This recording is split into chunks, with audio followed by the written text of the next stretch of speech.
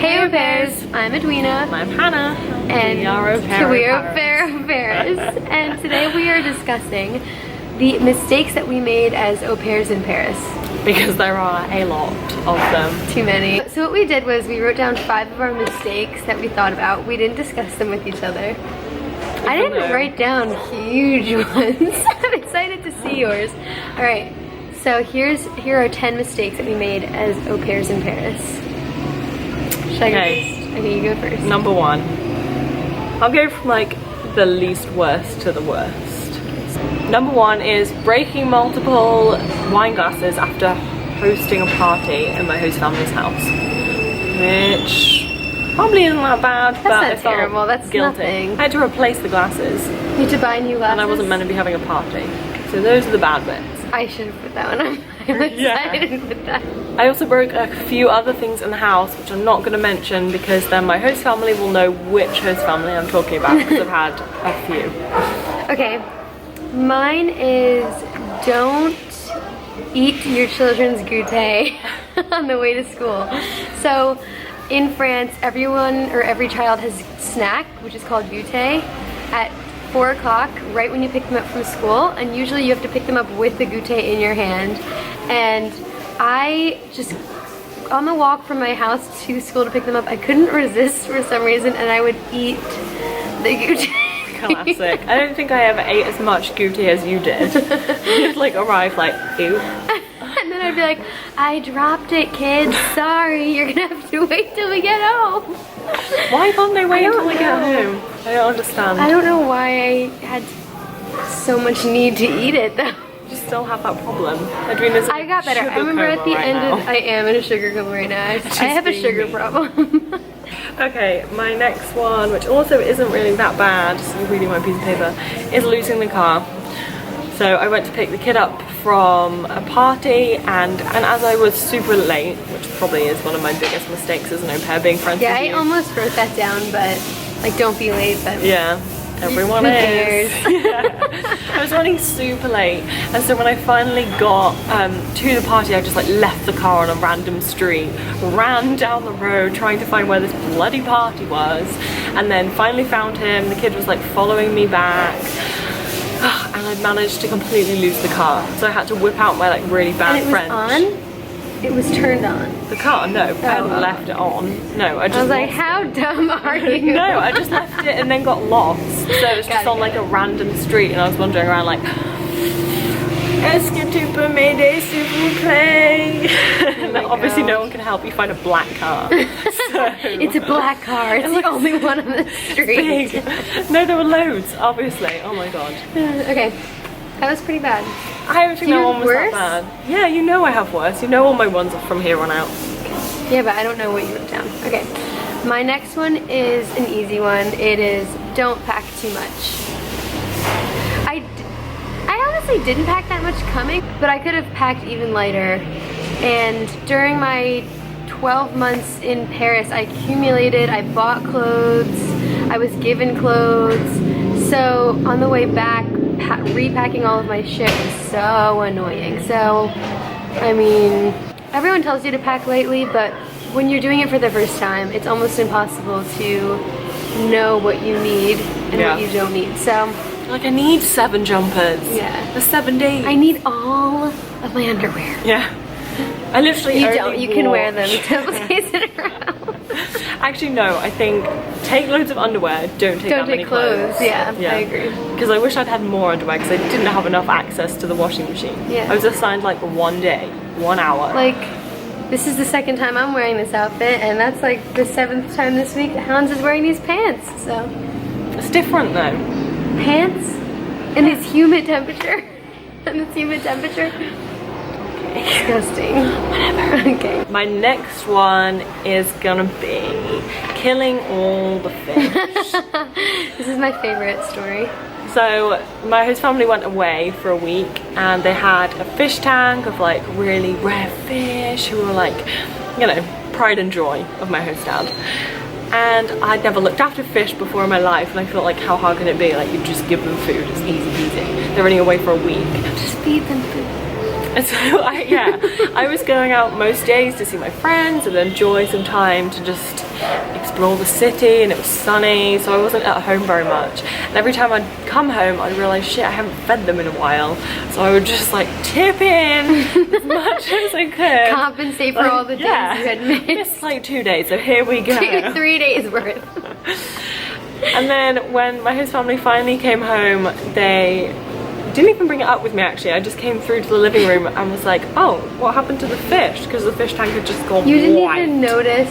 I think I noticed maybe on the last couple of days that the fish tank had gone from clear water to just white. I was like, oh, I don't know if that was me. Oh my god. And so my host dad was like cleaning it out and then showed me how to clean it out and was like, yeah, this was your fault. You killed all the fish. I was like, it's okay, because I was going to cull the population anyway, but you did kill all my fish. I was like... Was he mad? No, he was really good at not being mad. He'd be like... That's really lucky. We got to deal with this problem. Yeah, so I did get lucky there, because I was very guilty that I'd messed up so badly. That's pretty bad. Yeah. Okay. Mine is yet again simple. I don't have any of my stories like that. Oh. I'm such a good Perfect pair. Mine is don't lock yourself out. Oh my god. True. Yeah. I thought, you know, maybe basic ones would be more helpful to people. Like, how many people have to take care of fish as au pairs? So don't lock yourself out. Especially as an au pair in Paris, you usually live separately in a separate apartment from your host family, and it's usually up 5 to 7 flights of stairs. So first of all, if you forget something at the bottom of that flight, then have to go all the way back up. That's really annoying. But if you lock your keys inside of your apartment, then either your host family has a set of keys and you have to go bother them, or they don't, and you have to climb onto the roof. Oh yeah. Why didn't you tell that story? No. I think one time I locked myself out. Oh no, I had a friend who locked herself out because she was coming back from a vacation in England, came back to Paris, realized she had left her keys in England, so she stayed with me in my tiny chambre de bonne for 2 weeks while her keys were mailed back because her family didn't have a second set of keys for her. Always have a second set of keys, host families. That's ridiculous. But also, she shouldn't have forgotten them. True. There are 2 now and I don't know which ones were. So I'm gonna go with another animal related problem, which is losing the dog. Oh yeah. That was like the leave it worst at that. In the streets of Paris, Hans was walking the dog. Yeah, I was walking the dog and he was a puppy and big and crazy and didn't have a garden. The dog did not belong in a Parisian apartment. The dog belonged in a sheep field. So, it was a wild dog. Not, you know, it's okay. But you found it in the end. I didn't find it. I was just running around crying. How did you find a dog in Paris? I remember s'il vous plaît. And one guy on a motorbike was like, tracked it down and was looking for it. I didn't realize he was looking for it at the same time I was looking for it, because he'd seen me like crying and running barefoot from like the, what's it called? Arc de Triomphe. And so in the end he tracked it down, took it to the vet, and I had to walk home with no shoes on, like, oh my god. You thought it was gone? I thought it was gone. I thought I was gonna be like having to tell the kids that I killed their dog. That so is that was actually really a lucky. pretty crazy story. But I did find out the next week my host mum lost the dog, and then after that they've since lost him about 7 times. Really? Yeah, so. Okay. My next one is get a phone plan. Oh my gosh, yes. So for the first 10 months, no, maybe 7 months, I didn't want to get a phone plan in Europe because I didn't want to deal. I didn't want to go to Orange or SFR, whatever store it was, and have to deal with the French, and I didn't understand how SIM cards worked. I didn't want to pay. Mostly I didn't want to pay because SIM cards in the States are like $80 a month. You have to get a plan. They're quite complicated. Plus, my parents were helping me with that at that point, so I didn't really know how to do it myself. But at the end of the day, when I just did it, it was actually super, super easy, and it really helped me stay in touch with friends, figure out where to meet people, and not get lost in the city. You would be surprised as to how often that happened to me. And you know, if you want to go on dates in Paris, you kind of need a phone to call your significant other and meet them for dates. You do. Is this your final? This is my final one, which is scratching the car. I've been driving around. Was a really bad driver. Is. I hadn't driven though in like 2 years since I'd passed my test, and then I had the family car, which is a lot bigger than the car that I learned to drive in. And so I was driving around for hours to practice without the kid or anything, just on my own. And then when I got to the house, into the parking space, I reversed into it once because it had these huge pillars next to it, and I managed to do it without a problem. And then as I just pulled out again, I thought I should probably try this again. I scratched the side of the car against the pillar, and yeah, the rest of the day was just me sat on the floor hugging a cat, crying, waiting for my host family to pick up because they were on holiday. How could you have avoided that though? It was a mistake. How could I have avoided it? Just be a better driver. Well, I mean, I have a story like that.